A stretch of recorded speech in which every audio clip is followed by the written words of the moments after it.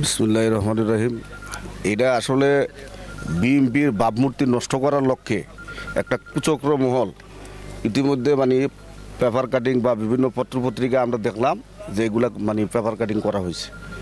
আসলে যে নিউজটা দিছে আমি তাদের কাছে প্রশ্ন রাখতে চাই যে ওনারা আসলে সরজমিনে আইসা দেখা যাই না একটা তথ্য দেওয়ার দরকার। আমি মনে করি যে যারা এখানে ইউনিয়নের আশেপাশে যারা বসবাস করে এলাকার জনগণ যারা আছে তারাও তো এই বিষয়গুলো তাদের নলেজ আছে এবং তারা জানে 5 আগস্টের পরে এই স্বৈরশাসক থাকাকালীন সময় অন্য ওয়ার্ড থেকে অন্য এলাকা থেকে এই গাছগুলো সংগ্রহ করে না ইউনিয়ন পরিষদে রাখা হয়েছে।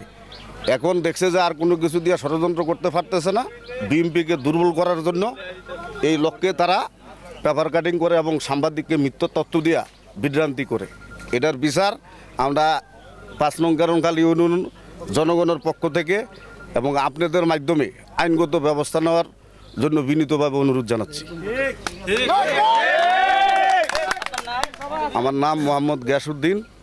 আমি বাংলাদেশ জাতীয়তাবাদী দলের ঢাকা পল্টন থানার সেবক ভারপ্রাপ্ত সভাপতি ছিলাম। বর্তমানে 5 নং কেরনখাল ইউনিয়ন পরিষদের পক্ষ থেকে এবং চান্দিনা উপজেলার প্রতীক যুগ্ম আহ্বায়কের দায়িত্বে লড়তেছি আর কি।